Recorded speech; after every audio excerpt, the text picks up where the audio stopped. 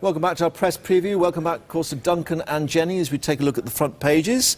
And we're going to take a look at the Telegraph and ask if it's the end of the line for HS2, at least according to a Treasury Minister, no less. Well, I've always got the impression that actually HS2 is a foregone conclusion, that it is going to happen. I know people who've had compulsory purchase orders put on their homes, but according to this, a Treasury Minister has called for a rethink. Says that that it's going to go drastically over budget. I mean, these are not things that we haven't heard before. No. It's just more that George Osborne has been so incredibly pro HS2, and then you've got you know, other people in the Treasury. The story here is they've looked at various MPs' correspondence, Tories, who have either written certain things or said certain things about HS2.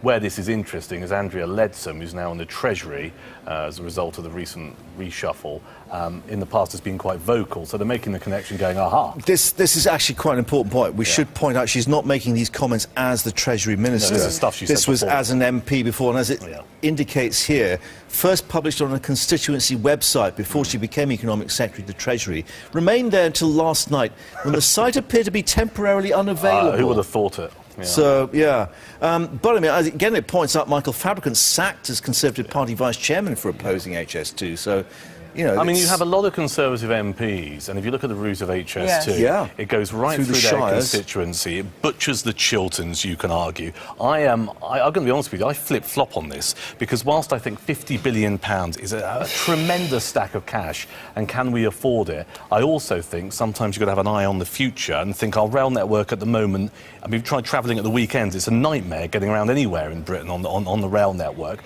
constant repairs. Maybe there is an argument to say we do need a new system. National infrastructure. You know, and all of this, it will create jobs, etc. But it's a heck of a hard sell to the electorate. Yes, I mean, we need more capacity, and what this is about is not about high-speed trains, it's about capacity. Well, I think so. Part of me thinks, though, if they...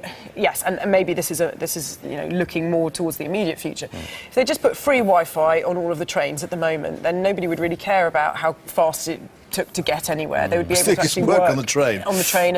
And be happy with it. But yes, we do need to think about our infrastructure and overhaul it. It's just the figures involved are mind-boggling, really.